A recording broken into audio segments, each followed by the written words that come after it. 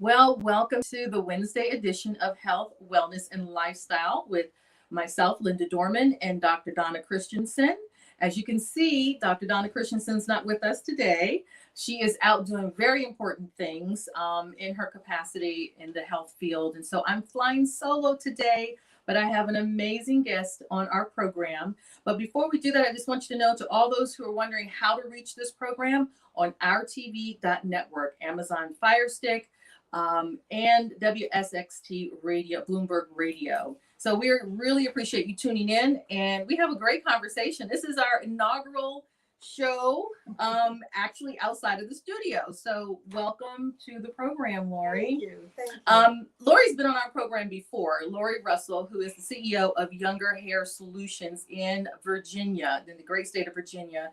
And we had her on the program with her sister, Dr. Terry Peters, to talk about a number of health issues. And today we're going to come back around to talking about not only alopecia, but some of the other health issues of the scalp that really impact on our psychological, our wellness, and a lot of our, just overall daily quality of living. Because let's admit it, our hair is our crown and glory. Absolutely. And so let's talk about that. And you've got some health issues and things that you're going to share with us that have shown up in the scalp and things of that nature. So let me introduce Lori, because Lori is dynamic. Okay. She's 20 years experience as a certified hair loss specialist and licensed cosmetologist. She's dedicated to providing her clients with a whole host of services that really help to restore the health of the scalp and the health of the hair.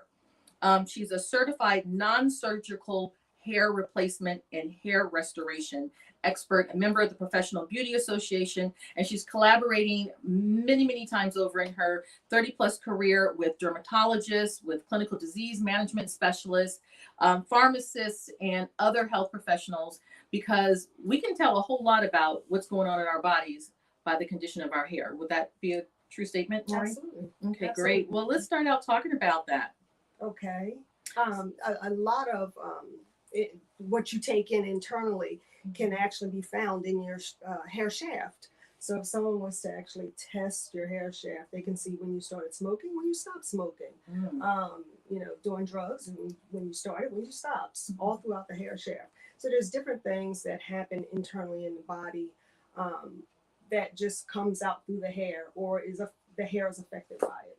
That's interesting, because we think about taking hair samples in order to get, like what you just said, drug testing comes out.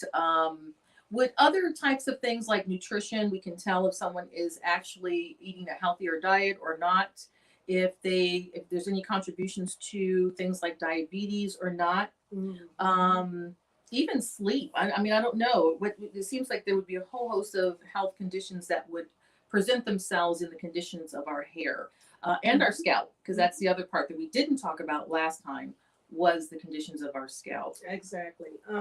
So when you're talking about eating healthy, I have a client who actually was a vegetarian, and her hair just stayed brittle, and it was like a light bulb went off in my head. It's like, you're a vegetarian, right? So come to find out, she wasn't getting enough protein, and how that change was, she ended up getting pregnant. And the only thing that she found that she could keep down was a burger. Oh, wow.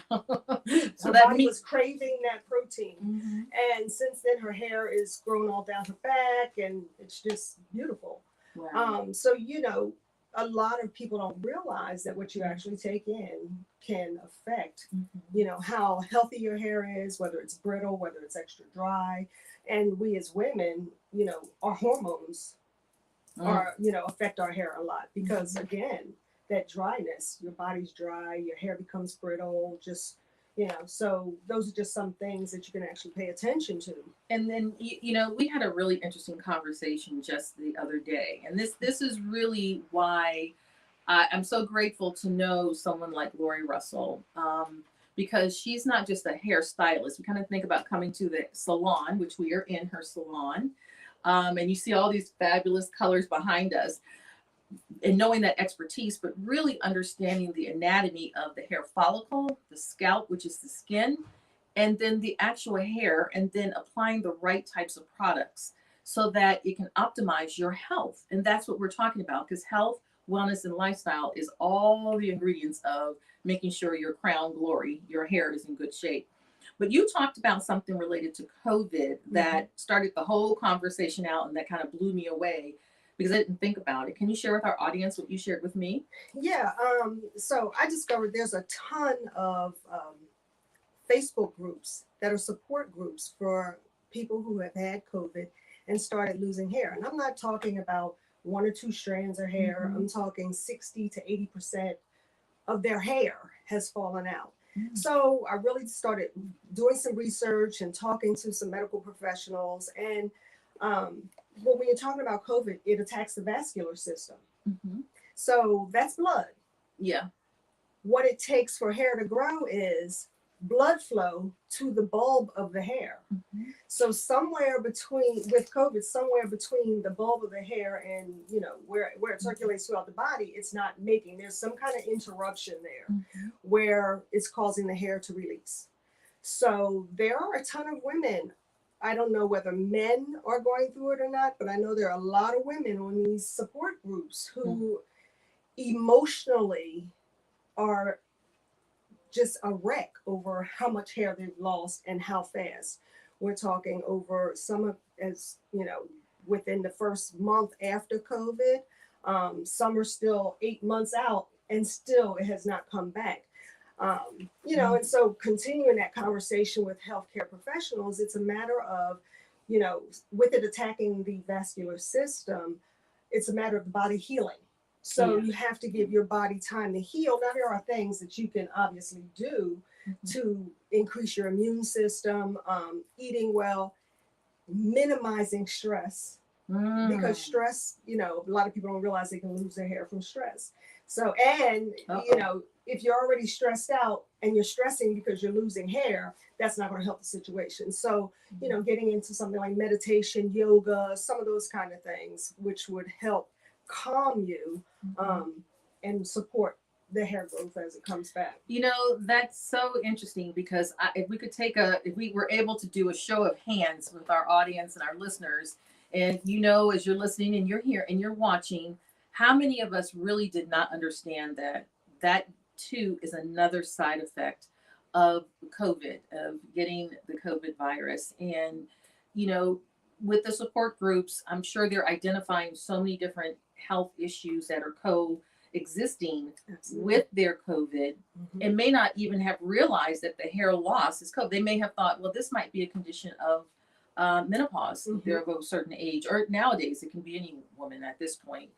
If it's like you said, stress, and it's uniquely isolated to that. What we're talking about, or nutrition, there's hair loss, nutrition, and yes, there is hair loss because of hereditary issue, you know, genetics. Right. But we're talking, you're saying 60% of women are losing their hair because it has been determined as a result of COVID. That's one of the side effects of COVID. And I don't think it's a survey has been done. I'm just saying, you know, from all the support groups that I'm seeing, there are a lot of women all around the country who have contracted COVID and their hair is now falling out, you know, full heads of hair. So, you know, it's become a correlation. In that regard. Yeah, that's distressing to know. So, because there's some women who may not even know they have COVID. Right. They may be asymptomatic and think, what's going on with my hair? And that loss of hair can become very, very, very concerning because we associate loss of hair, significant loss of hair, with what? Cancer. Exactly. And that becomes its own separate set of dynamics altogether. So in your practice of hair restoration and hair replacement, being certified, you know, how are you helping to help women overcome those issues? You know, obviously there's the clinical part that you're working on, but what else are you doing? And can you kind of walk us down? So if I'm losing my hair because of COVID or because of even cancer, what am I coming to do, and how is that going to help me with your services? Well, what I'd like to do first is bring you in, do a full consultation. I'll have you complete a full medical background. And at that point, I'd be able to see, okay, she had COVID, or you have other autoimmune issues, or hormone problems, or just a lot of different things from that. Then what I'll do is I'll actually use my scope, and I'll look at your scalp to see the follicles, to see if you have follicles that have blood flow going to them, and that they're still alive and open. Some people have scarring alopecia where that follicle will become sealed, so the hair can't push up through there. Mm-hmm. So, I'll do that. And then if I see that there are a lot of live follicles, then what I'll do is I'll start them on, I'll go through a hair restoration treatment. Mm-hmm. We can do that. I have a laser light. We can do that. Mm-hmm. And then I'll also refer them, if necessary, to a dermatologist or the clinical disease management pharmacist, Dr. Terry Peters, who will actually go through similar medical history, but she'll also have them do a saliva test. So that way we can get to the internal part. A lot of people think, we'll just use a lot of lotions and potions on our scalp, and that'll make our scalp, our hair grow back. But the idea is I want everybody to keep in mind, it's all about that blood flow. Yes. What are some simple things that you can do to get that stimulation of blood flow to the scalp? A simple thing of brushing your hair, brushing your scalp with a paddle brush. And that's one of those with the little balls on the end of the bristles. I'm glad you made that distinction as one of the things. And I don't want to stop your flow and thought, because I've had the kind of brush that's like the bristle brush, the horse, tail, bristle. Right. Because it feels so wonderful on my hair. But what you shared with me is that I'm actually damaging my scalp. I'm scarring it. I'm if anything assaulting is it. too hard, that's going to cause abrasions to the scalp. You don't want to do that. So the paddle brush actually has some little round balls on it, so it feels good on the scalp, and it stimulates the blood flow into the bulb, which it feeds the bulb and makes the hair grow. That simple task. Wow. And it doesn't take oils and lotions to do that. Massage does the same thing, brings the blood flow. I love that. I love that. So that's why we love going to the hairstylist, and then all of a sudden we're under the shampoo bowl and we're getting this amazing head massage that we don't normally do ourselves. Absolutely. But what you're saying is it's important. And this is one thing that we talked about, which I really love, is to think about the hair scalp like any other part of our skin. All of our skin is a living organism as well. And as much as we need blood flow to every other part of our skin that we see, and that we present in the public, we need to think about that underneath our hair. Exactly. And I love that concept because we didn't think about it. No. So therefore, routinely brushing your hair with the bulb, the little teeny tiny bulb, and then thinking about, just like we do with breast cancer, every month we say, examine your breast, understand your topography of your breast so that you'll know if something different presents, to do the same thing with your scalp. Absolutely. To massage your scalp, not only for bringing up the circulation into the bulb, the blood flow, right? Right. But also to be able to determine if you feel any different clumps or, something that doesn't feel quite right. Right. Has that ever happened to you? Yes, I just recently had that situation. A few years back, I saw I know I had a mole right here. It was probably the size of a pencil eraser. So I went to a dermatologist and they said, yes, it's just a mole. Well, recently I'm combing through my hair and my comb kept getting stuck on something. So I decided to separate my hair, take a picture of the area so I could see it. When I looked at it, I was mortified. The diameter of it had changed. It was much larger. It wasn't a complete round circle any longer. So it was just, and then the color of it was different. So it kind of fit all of the things that you look for when you're looking for a melanoma. Okay. So I freaked out. Couldn't get in with any dermatologists till July, but one that I knew, I had her personal email. I went ahead and emailed her. You have to use your resources sometimes when it's just that way. Absolutely. And I sent her a picture of it, and she confirmed to me that it was a seborrheic. I can't think something really clinical and Right. very Which medical was, terminology. Keratosis. Keratosis. Which is just a growth. and it gets bigger. And she said it comes from age. So if you see anything on your skin, on your face, a lot of times it's found on the body, in the right scalp. here.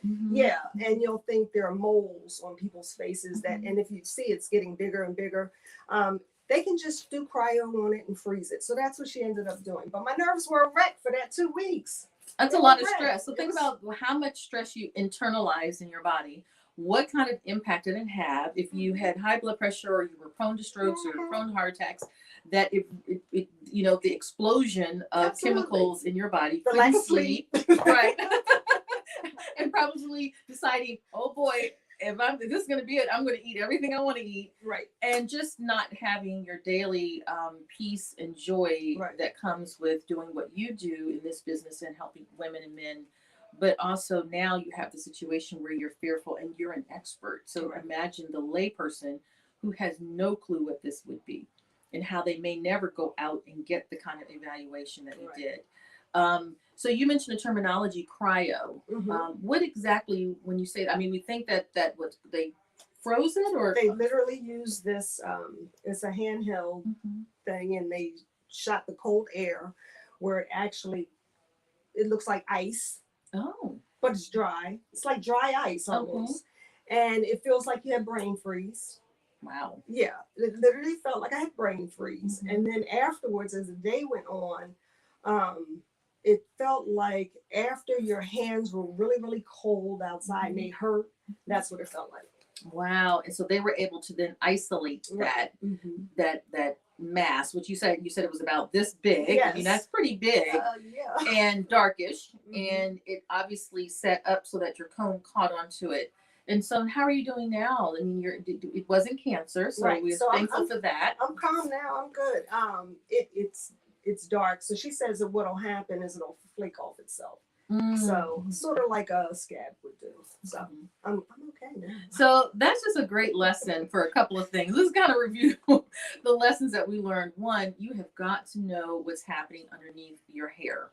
And your stylish, when she's doing your hair, should always do a scalp examination to see if there's anything new that came in since the last time you were there, or any dark spots, any red spots, and pay attention to it. And you may need to be referred to a dermatologist to have it checked out. So this one was dark. What is the red? What would that indicate? Something different, or it's just the same family of scabs and potential? But it could also be what, melanoma?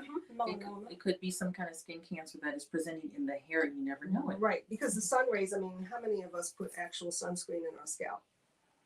Oh my goodness, Lori. Is there such a product for that? No, that's my confession, obviously. It's skin, so the same sunscreen that you use could go in your scalp. But for someone who has super thick hair, it may not be as big of an issue. But people who have thinner or straight hair, the sun rays can still penetrate through your hair. Well, it's interesting because you kind of wonder as you're going through this whole process of learning your body. I feel like I'm at an age where I should already know just about every part of my body, and I should be attentive to things. To avoid certain things, We do avoid certain things, and I don't understand why, because it's so important. So when we were younger, we did certain things. When we were in our middle years, we did certain things, and we're kind of past the 50 plus stage of life, and things start to change up. You start getting gray hair, you start getting more brittle hair. You got to relearn some things. So our goal for part of this conversation is to not only become knowledgeable, but if you think that you already know, it's important to listen to Lori Russell, who's telling you must get into the knowledge and know. So tell us about, you had talked about the scabs. There's something else in terms of products that do build up, but then that buildup can become really problematic, real problematic, and turn into something else that requires clinical disease management specialists or dermatologists to really address, what is it? It's not just dandruff. That's one condition. You can end up with sort of like mildew, a fungus in the scalp, and that kind of thing. And I'm seeing a lot of that with, again, people who are doing the protective styles. Now, there's nothing wrong with a protective style, but you also have to protect your scalp. So a protective style means, okay, your hair is braided down, you have weaves or extensions on your hair. You also have to pay attention to your scalp. and cleanse your scalp. So don't wear extensions or wigs for weeks and weeks and weeks on end and never shampoo your scalp. Also, if you have very thick natural hair, you have to get in there, scrub that scalp really good, and do not leave that area wet. It's a breeding ground for bacteria. Any dark, damp area. Because I know a lot of people will do their hair at night and go to bed with it damp, and they'll leave it pulled up in that ponytail for days on end. And the end of the week, you open it up and it's still wet inside. That's a breeding ground for bacteria. Oh no. Okay. Well, my daughter, my youngest daughter, who's 15, is at school right now. But I'm going to tell you, we're just going to have to do true confession. I'm going to show her this program because let me say this. She's got really thick hair and she will do just that. And I won't know it. She will wash her hair and be very proud of herself and then pull it up and get it all styled up, even with gel. So we make it even harder and for then hair or anything put else to get through. A wrap on it. And next day look like, you know, Princess Leia. I mean, just amazingly beautiful. But yet we've got a combustion of what you're saying is bacteria, literal bacteria. Is it like bacteria that grows on fruit that's been sitting out, that kind of mold? I mean, it's not fruit mold, but it's different kind of mold or different kind of fungus that can actually settle in. And a lot of people think they have dandruff that they're dealing with. But if you see patches in your scalp, that's not dandruff. So, you know, you may need to go to visit a dermatologist and get that treated. So patches in our scalp. Oh my goodness gracious. So that's different from what you were talking about earlier. So does it flake out? So that way we know it's a little different from. And sometimes it'll have an odor to it. It'll be cakey on the scalp. So that's not just dry scalp dandruff. If it's your whole entire scalp is completely coated, that's not just typical dandruff. I have seen videos where it is the most incredible. You feel like you're looking at someone combing out someone's entire skin, their entire scalp. And that's a condition. Is that coming also from our nutrition as well, or just product buildup? Or it could be part of that could be also product buildup. I mean, with the natural hair craze, you know, to find the perfect product for your particular hair, you have to go through a ton of different products of trying different things. And then people are just piling on product day after day and maybe shampooing their hair every 2 weeks or so. And so what problem you could create there is you can create a buildup on the scalp, which will clog the follicle and prevent the hair from coming out of the actual follicle. So, you know, cleansing the scalp is very important.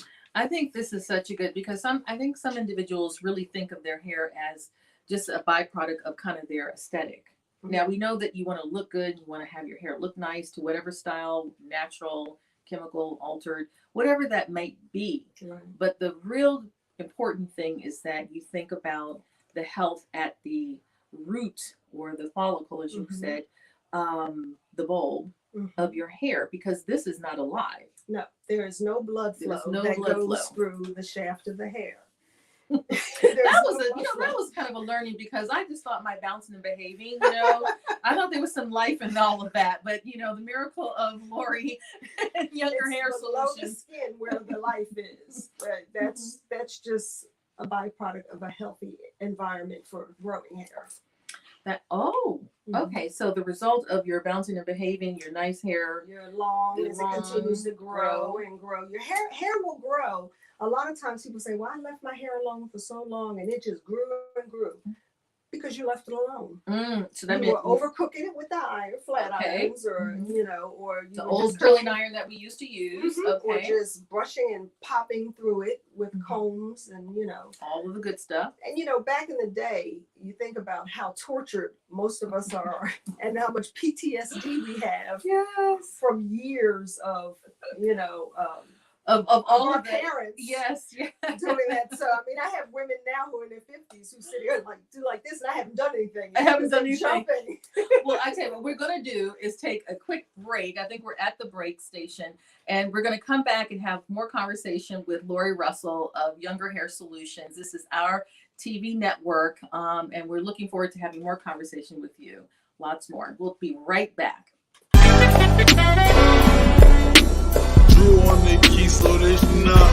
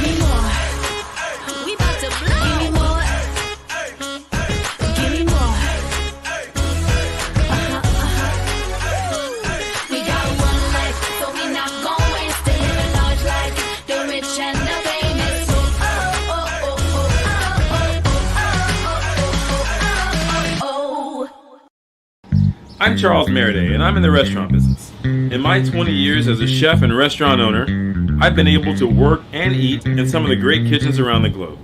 There's a whole side of the restaurant that most people will never get to see. So now, I want to take you to the back of the house, into kitchens of some of the best chefs in the world. Along the way, I'll share some of my own tips and recipes so you can cook like a pro too. So join me in the back of the house for a whole new perspective on cooking and food. Order in. Roger. Serve it, please. Buona Pasqua. I'm glad that you came, please.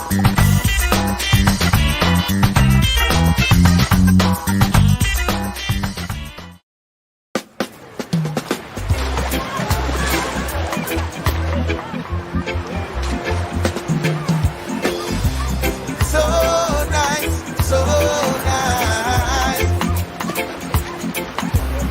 So nice, so nice. Virgin Islands nice. So nice.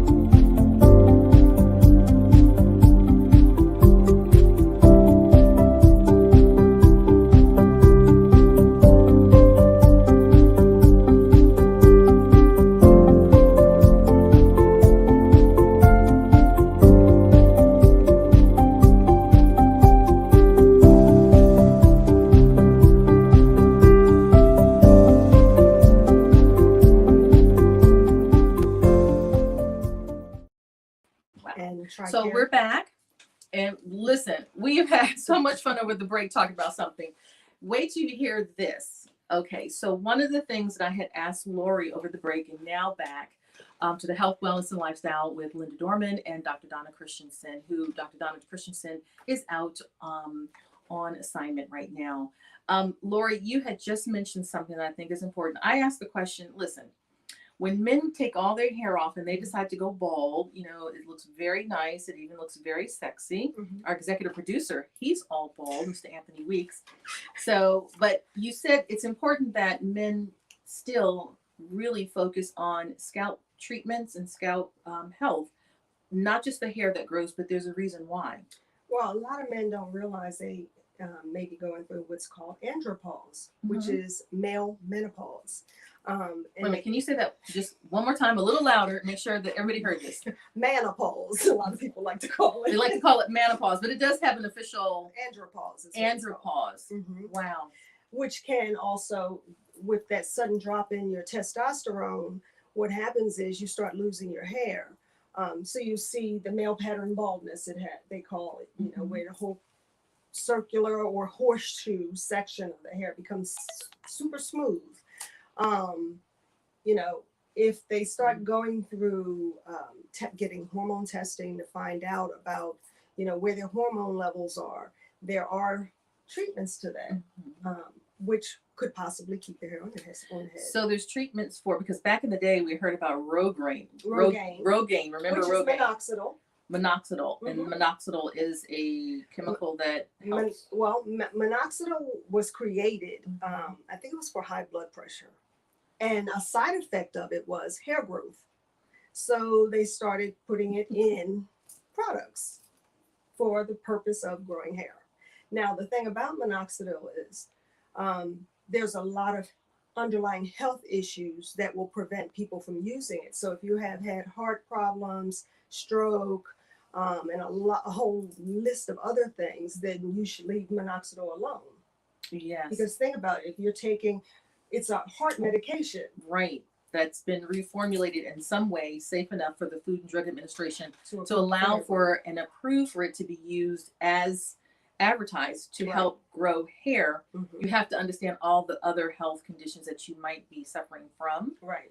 that it would not be a good mix. is what you're Exactly. hearing. Okay. So it's important to know that for men, that is not the universal solution. Back in the day when it was introduced, every gentleman that I knew that had the horseshoe in particular, Took it all well, no, they were running to their dermatologist Yeah. and hair. They didn't even have a dermatologist, and all of a sudden, a whole new group showed up and wanted to have that treatment because it was originally under prescription, and now you can pretty much get it in a lot of different products off. Exactly. through your regular grocery store or drugstore. So, but before we talk, to understand all of that, you have to almost back up to something you said earlier, and that was a saliva test. Mhm. And I think we really want to emphasize that. I've actually had a saliva test. I'm going to do another one and then have the results read. We're going to talk about that on another health program because it truly, truly, truly does give you some important information, and then how you apply that information to the products that you put in your hair. Right. Talk about your experience with your saliva test. So I had a saliva test as well. And what I discovered is that's how I discovered that I was severely allergic to wheat and gluten. For years, I was having all kind of tests done because I would have stomach pains after I ate a sandwich or pretty much anything. Because as you know, gluten is in pretty much everything. So that's how I found out. Now, one thing that people do not think about is it's not just about what you take in, but also your scalp. You know, your skin is your largest organ. So you get affected by what you put on that as well. So I had to find shampoos and conditioners that were gluten-free and wheat-free, did not have hydrolyzed wheat protein in them. Because if I use them before my hair is dry, my scalp is itching and becoming inflamed. Oh, is that something that we understand as, so if we didn't know that about ourselves, we didn't have the benefit of a saliva test just yet, and we emphasize get a saliva test. Is that something that would give us some clue that we might be allergic? Absolutely. So just go to the store and look for a shampoo or conditioner. It's a very rare thing, I might add. That's gluten gluten-free or does not have hydrolyzed wheat protein in it. And see if your scalp feels the same way afterwards. Because I've had a couple clients that I said, let's try this on you instead. And their scalp did not respond the same way as other shampoos. So is that dangerous though? If you start to feel that itch or that burn, or you said it inflames? It becomes inflamed. So, you know, like anything, if I eat something that has wheat or gluten in it, my intestinal tract becomes inflamed. So it's not comfortable, it's painful, you know, the whole bit. So, and it can be toxic to your system. It's like taking small doses of poison. over a period of Okay. time, it can cause autoimmune issues and cause things to break down in your different systems. So it's best if you find that you have inflammatory issues all the time, get off the wheat and gluten and soy. And soy and there are plenty of alternatives, except for you do have to look for a more natural based product for your hair. Well, even natural, Mhm. hydrolyzed wheat protein is a natural product. Okay. So That's- you have to just make that's sure it does very not important. have that, wheat in it. So what you're telling us to do, and this is so important because we just trust what we see on the shelves. When we go in and we get our favorite shampoos and conditioners and hair products because we love the commercial or we love the way it looked on someone else and it seemed to have a reaction. It's all marketing. It's all effective marketing at that. I mean, this is a $1 billion industry. And we're treating it continuously through people like with your expertise and knowledge. But it also is disheartening because people aren't getting the information that they need to make viable decisions to come to you. Right. Like we would go to our pharmacist or we would go to our primary care physicians and say, these are the things that are happening. Mm-hmm. I might think, okay, so my hair is itching and my scalp feels a little uneasy. I'm thinking I just need to go and get my hair done. Right. I would have no clue that that's what that could be stemming from because I didn't have my saliva test and I didn't get my diagnosis Right. of what that meant. And I didn't understand because what's happening in the saliva test is that you're learning your food allergies, right? Mm-hmm. You're learning what you have food sensitivities to, if not a full-blown allergy. And if that's the case, and you have either one of those conditions as a result of the saliva test, then those are products that are no longer should be coming into your mouth. Right. Or now you're teaching us to go on your skin. Because I break out if I Wow. use all the fancy little lotions that smell wonderful. Mhm. I end up with little bumps all up and down the legs and arms. So yeah, you just have to watch. So if you this is very important information. Lori, I tell you, every time I have talked with you, I've come away with, now I know that the official name, but there is such a thing called, for the man pause, and andropause. andropause, because of the hormonal imbalances that men at a certain age go through. So that's a real thing. Two, that we need to actually examine our scalp on a regular basis, like we do typically if we examine our skin for any lumps or changes or colorizations or discolorizations, like we do for our breasts, for the breast tissue. We should be focusing in on what's happening underneath our skin. Yes, especially our hair. Especially if you're wearing a lot of extensions and wigs and Mhm. you have really thick hair. Mhm. Really take the time to make sure you have someone take a look at your scalp on a regular basis. And then also the other thing is making sure that we wash our hair. Now for African American, for communities of color who have coarser hair that takes much longer to dry, we are not like Caucasian women and men who can, wash your hair and then dash out the door and somewhere before you hit one stoplight to the next stoplight, it is now beautiful, dry in its own style. We need to have a concerted effort to dry very, very well our hair because it can develop fungus in our hair, mold in our hair. It's like a fungus mold. And really that's a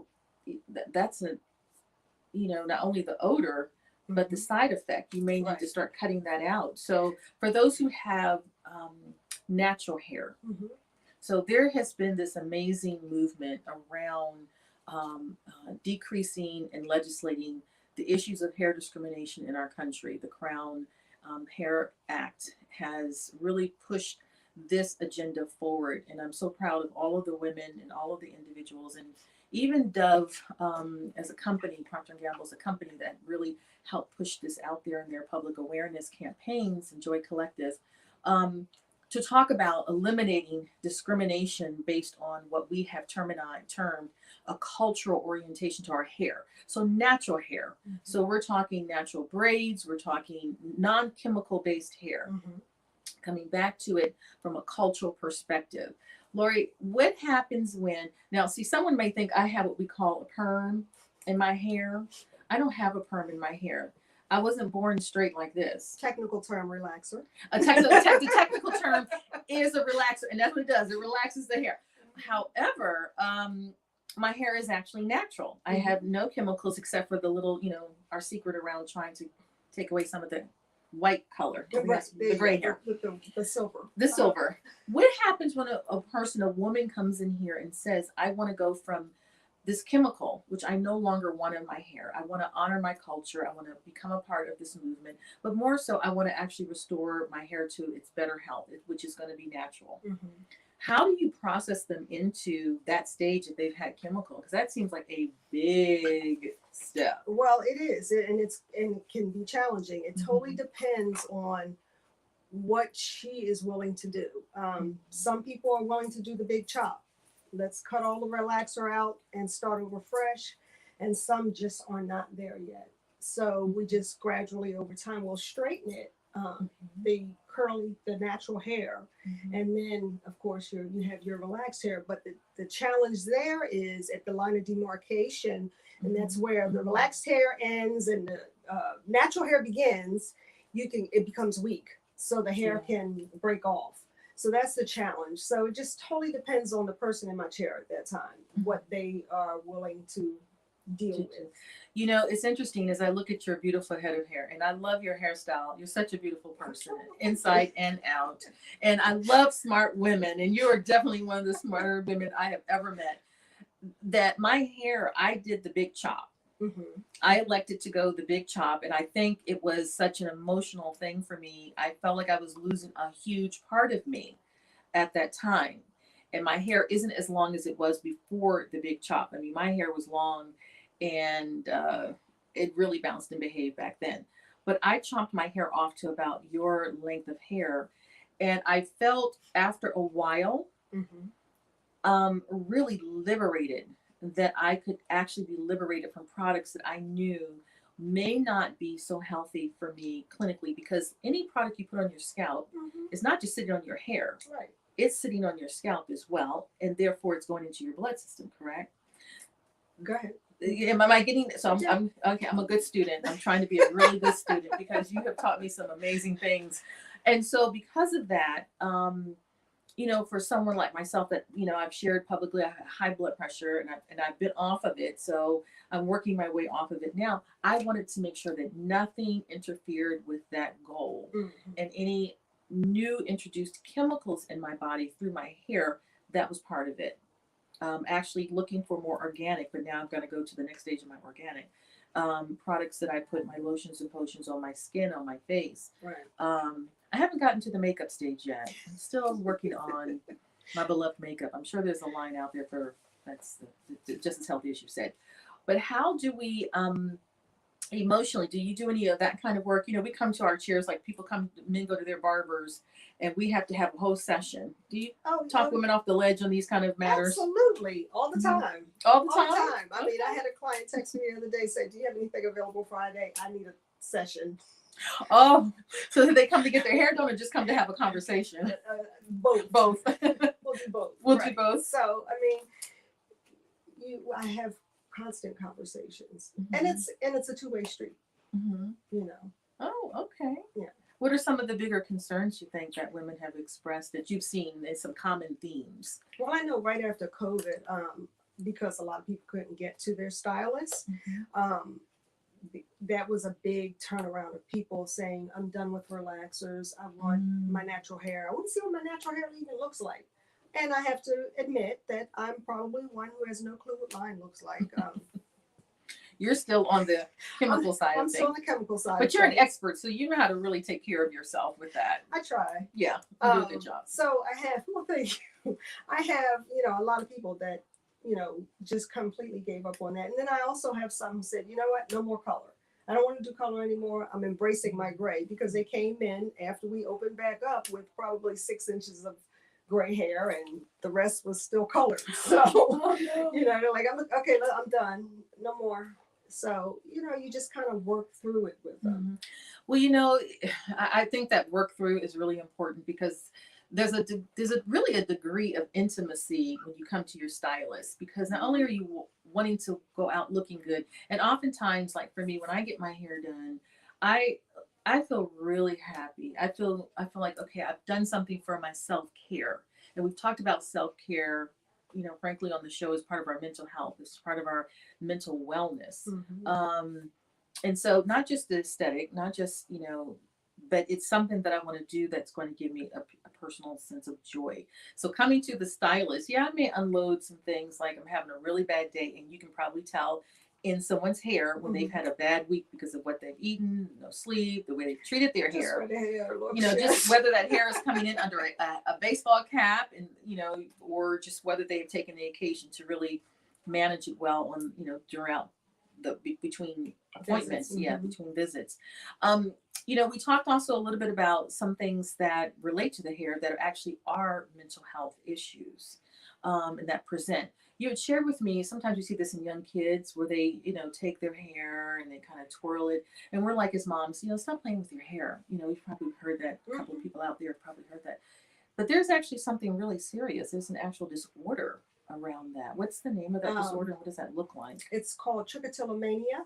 Trichotillomania. Yes, and what that is hair pulling. They believe it's an anxiety, OCD type of a disorder.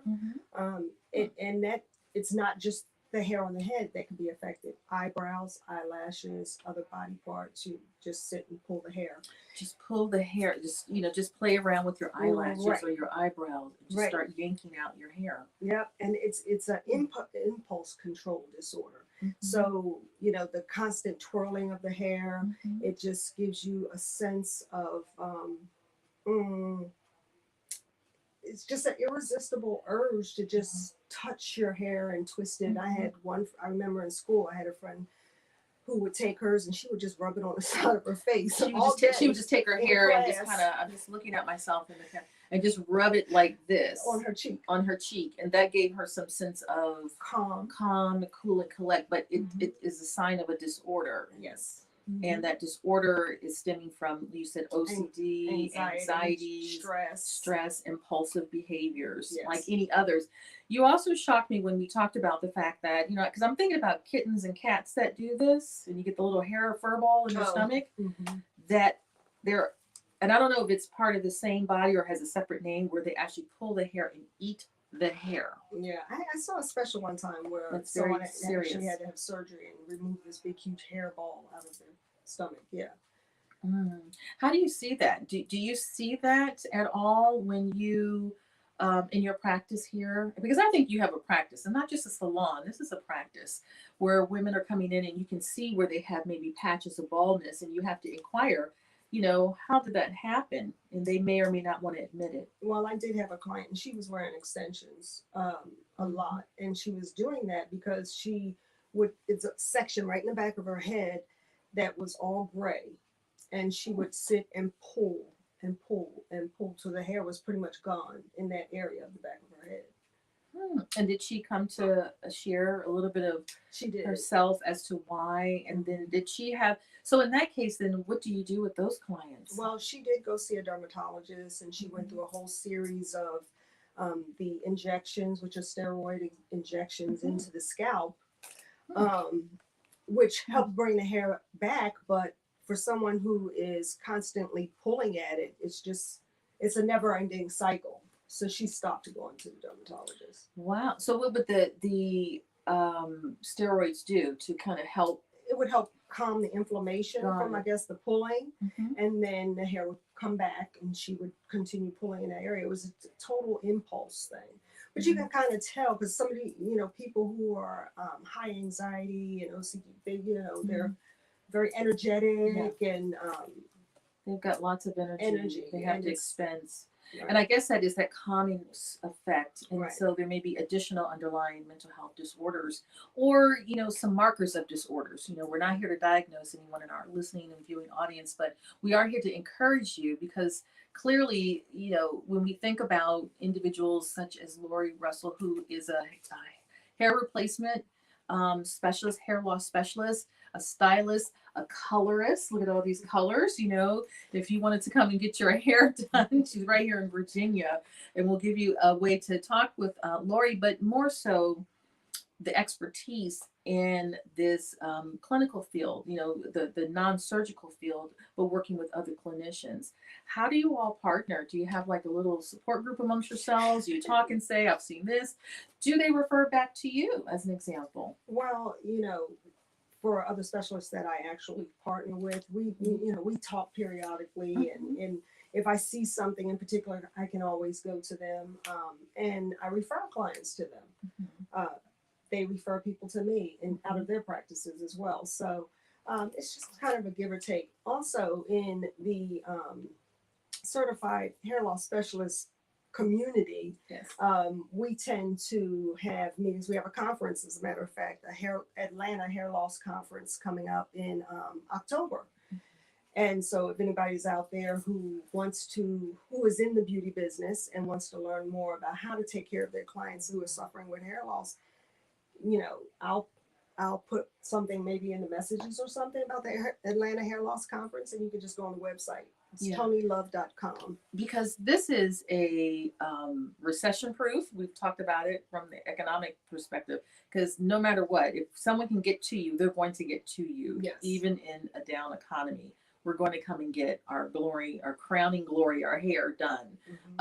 Two, why did you go into this business? And we have some time, and I want to make sure that not only do we know why you decided to do this, because this isn't just your typical cosmetology and go in and learn how to wash and style hair and use chemicals. It's so much deeper than that. The base of knowledge is so critical that it's almost part of a full team of wellness professionals that need to be a part of anyone's wellness program. Personally, that's what I think. Yeah, I decided to be a cosmetologist because I just had this knack for doing hair, and then next thing I know, I was told I had growing hands, and and then next thing I know, people were calling me, I need an appointment, and that just kind of happened. Then I decided to go to cosmetology school, get licensed, and then right after that, I started substitute teaching at the college that I graduated from, and fell in love with teaching, and getting into the whole understanding of the whys and the wherefores of everything. Yes. Why something is happening. Don't just accept it and put a Band-Aid on it. Let's go deeper. Yes. Let's find out why. And that has just grown into where I am.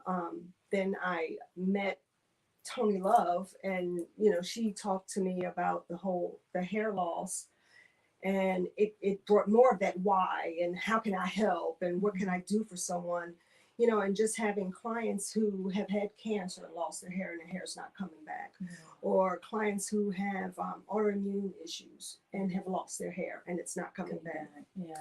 How can I help? What can I do? So I've always had this, I want to help, I want to find out more, I want to dig deeper kind of thing. So. Well, this has been so exciting because I'm celebrating my birthday today with Lori, and we're here in her salon. And really, she's an amazing expert. So, Lori, we've got 2 seconds for you to share with us. How would someone get a hold of you? Okay, you can just call me at 571-230-6302.